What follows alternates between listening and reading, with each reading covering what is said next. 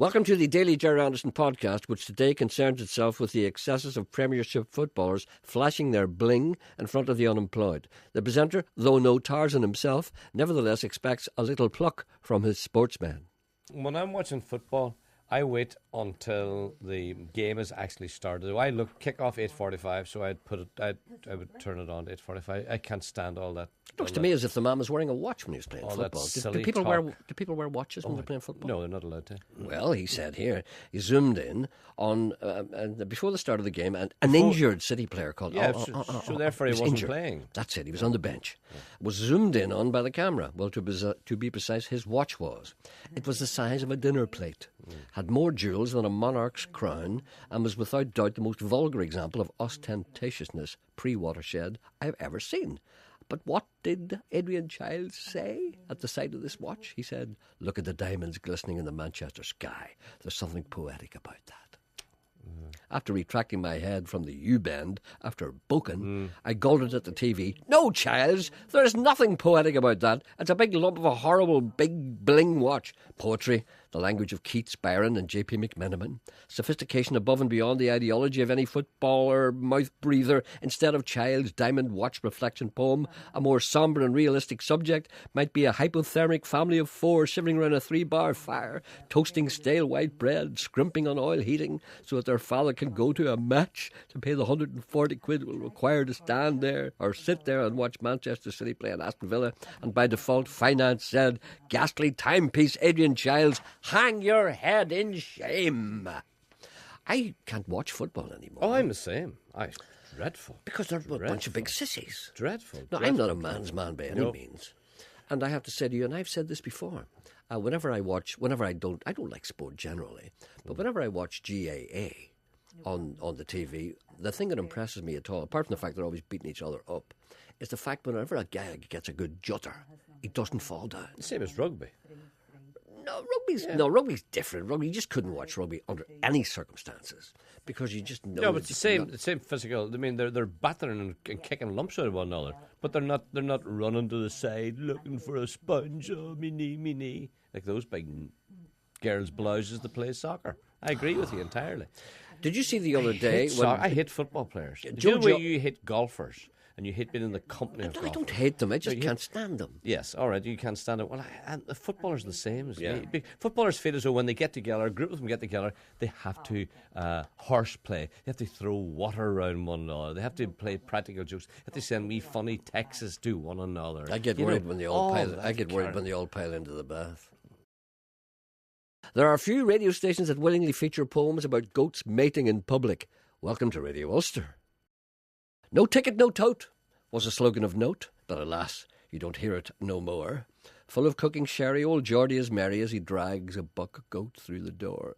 Both Geordie and goat sport beards of great note.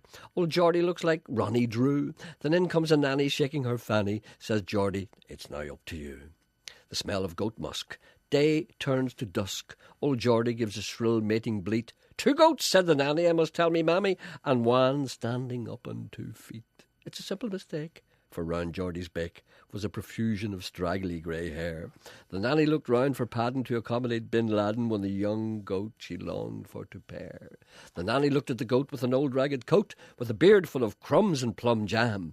As she caught his red eyes, she started to cry. He looked more dirty than a ram. Then old Geordie went out with a Guldered shout. "I'll just be outside with the key. Time for how's your father, so cut out the blather. No policy, no kid, no fee.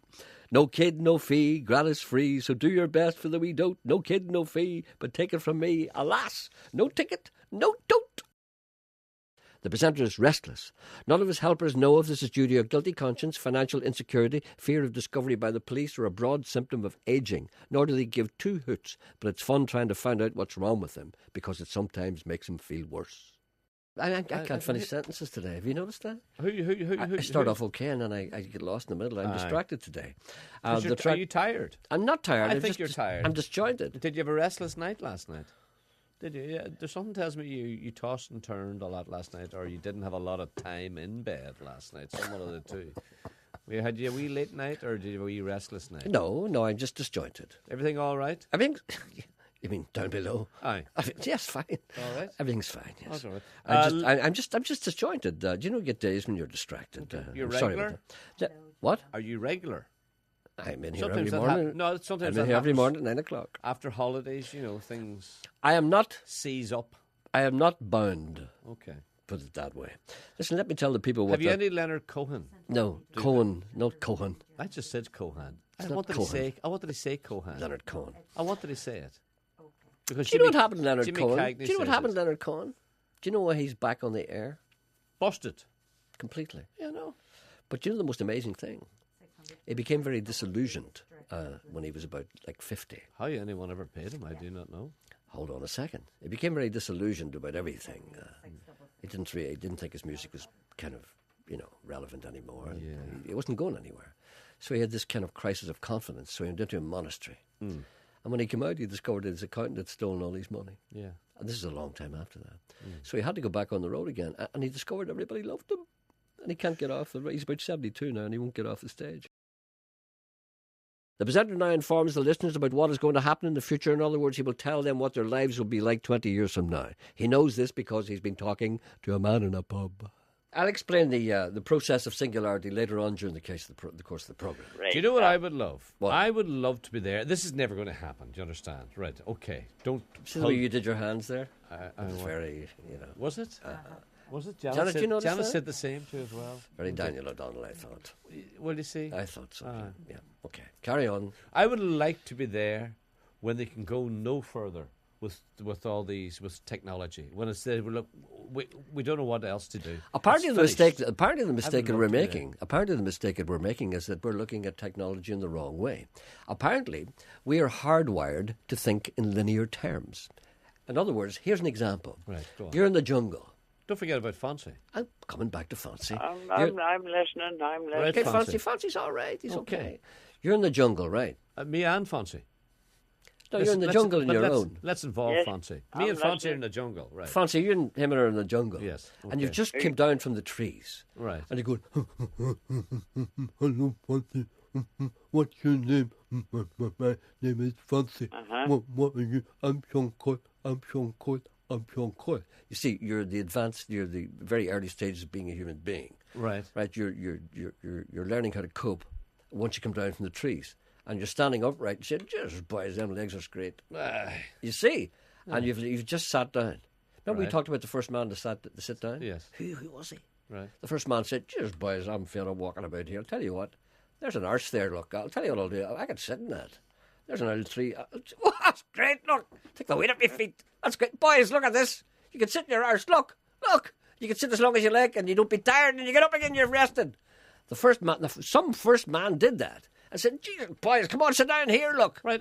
Back to me and Fonzie in the jungle. You and Fancy go, Fancy. Fonzie's listening. Right. Okay, Fonzie. Fancy, right. And the two of you, and you say, "Jesus, Fancy, there's a saber-toothed tiger, look. Right. Over there, look." You see, and you look over at the saber-toothed tiger, and the saber-toothed tiger is looking at you, right? So the saber-toothed tiger goes into a loping run. Away Okay. from us or towards Away us? from you. Away from us because Right. he's afraid too. You see? Now, you figure, but you have to go in the direction that the tiger is going, because that's the only way that you have out of the jungle. Let's pretend that anyway. Right. The tiger is running towards your only escape out of the jungle. You have to get out of the jungle. yes, So you make a calculation based on linear thought.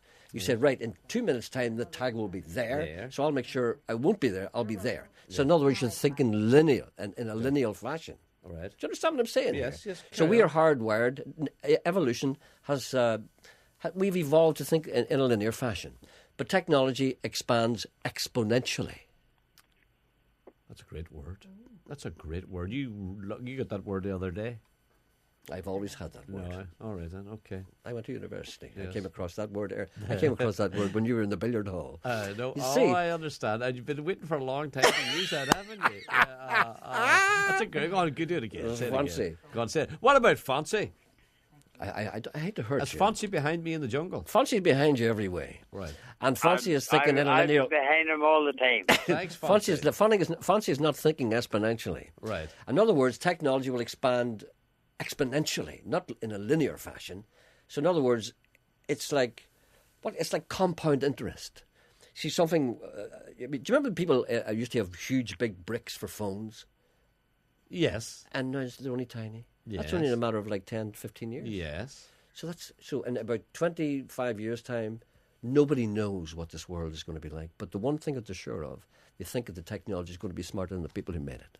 That's all I'm saying. And when they reach that point, that's what's called the singularity. In other words, everything is the same. It's almost like that anyway. It took a long time to tell us that, didn't it? Yeah. Some lecture. Inevitably, due to a lack of script, running order, celebrity guests to interview, items of interest or planned content of any kind, the presenter is habitually forced to fall back upon hardy annuals. Did you see that programme about the modelling agency last night? Horrible, nasty, rude people.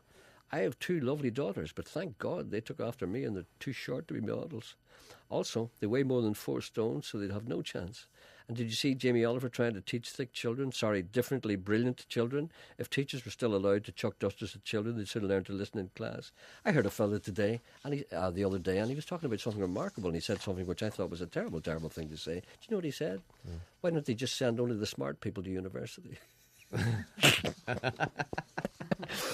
I went to university, when I was, a mature student. Oh, I'm sorry to bore you people, but I'm saying that's absolutely true. Can I borrow your knitting, Janet? I'll do a couple of rows for you. No, when I went to university, I was 32. I have letters after me now. I was 32 when I went to university, and I never saw as many stupid people. I'd never met as many stupid people in my life. Most of the people were there. Some people were smart, but most people were stupid, and I couldn't believe they were there. Hello.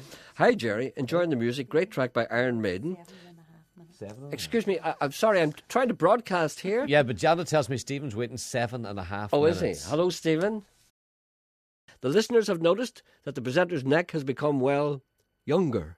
The previously parchment-like texture of his neck skin has miraculously smoothed itself out. They want the name of his potion. He is silent on the subject. 2 calls, one saying that your levels are all over the place. You're up and down like a dog's hind leg. Right? Fiddler's elbow. Right? Yeah. And a lady phoned Janet to say that her friend was talking to you recently, and she was up quite close to you. Yes. All right. No, it's all right. It's all right. Why do I feel nervous? No, it's all right. It's all right. It's a compliment. It's okay. A compliment is coming. And this friend of the friend who was talking to Janet said that she couldn't help but notice how smooth your neck has got. Yeah, and she says, why do you not tell the people what you're using? Because this is the BBC. We don't advertise. Well, what's the first letter? I can't do that. I can't do that. Does Janet know? Do you know what it is? I wouldn't tell Janet. She'd be using it. I don't know. L'Oreal. No, it's not that. Stop saying brand I don't know names. what She'll it be is. sacked. I don't know what it is. I'll get you sacked. I'll make a citizen's arrest. It could be Janet's daughter for all I know. Lorelei. I don't know who she is. Or your daughter Lorelei? I don't know what it is. No, I'm not. I can't say the brand name. Well, Margie's on too. It's Preparation H. old smoothie. I'm going to talk to Jimmy. I'm coming down to have a look at you at 12 o'clock. You're not coming in here. I will. I'm going to have a good look at you. Look at me now. Look, I'm sticking my neck up. What do you... Janet, have a look at that. But do you put it on in the morning or at night? Or morning and night. First thing in the morning? Absolutely. Last thing at night. And last thing at night? I just lie there and smooth Your neck's getting longer. I know. Sure it is. I'm going for a giraffe. The length of your neck. I know. Where'd you get that neck from? I was watching Black Swan. The size of your neck. Stop it. Thank you for listening. Back tomorrow.